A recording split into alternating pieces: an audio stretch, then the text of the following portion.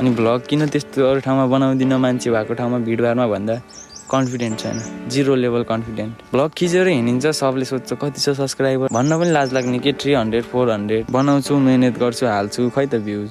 अस्ति video part 1 भनेर हाल्दै थिएँ, खै त्यसमा 50+ भ्युज छ। अनि के गर्ने है, 50+ भ्युजले त हामीले त्यत्रो मेहनत गरेको सबै आफ्नो मनै मरिदिन्छ क्या। अनि भिडियो बनाउने मन लाग्दैन क्या, सपोर्टै छैन क्या, सब भ्लगर निस्क्यो अनि कसलाई सपोर्ट गर्न सक्छ। अलिअलि भ्युज आइदिनु पऱ्यो, आफ्नो निरन्तर सब्सक्राइब प्लस हुन पऱ्यो, त्यति भएपछि त जस्तो ठाउँमा पनि कन्फिडेन्ट आउने रहेछ क्या। सब्सक्राइबर नभएपछि त भ्लग बनाउनु कन्फिडेन्ट नआउने के, लाज लाग्ने छ। त्यसले के भन्ने होला, यस्तो सब्सक्राइबर छैन, यस्तो दुःख गरी हिँडेर भन्ने हो कि यताउति भन्ने हो कि भने एकदम लाज लाग्ने क्या। म चाहिँ त्यो पोइन्टले अगाडि बढ्न नसक्या हो क्या। अलिअलि सब्सक्राइबर भेटाएको भए, मैले अलिअलि भ्युज भेटाएको भए चाहिँ म अगाडि बढ्थेँ क्या। अब भ्युजै भेटाएन, अब म आफै त्यस्तो कन्टेन्ट दिन नसके होला, त्यो मेरै गल्ती हो है। जस्तो छ त्यस्तै कन्टेन्ट दिएर पनि होला, म केही भन्दिनँ अरूलाई पनि है। अडियन्सहरू त जे राम्रो देख्यो त्यही हेर्ने, मै उस्तै छु। युट्युबमा जे रमाइलो राम्रो देख्यो त्यही हेरिदिन्छु।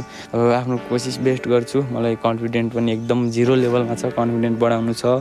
म एकदम कन्फिडेन्ट बढाएर अगाडि बढ्छु भन्ने सोच राखेर अहिले चाहिँ फेरि भ्लग पुनः स्टार्ट गरेछु मैले। त्यही नै हो, म चाहिँ बस मेहनत गर्छु, मेहनत गर्न छोड्दिनँ। भर्खर स्टार्टिङ हो, अझै कति दुःख भोग्नै छ बाटोमा होइन।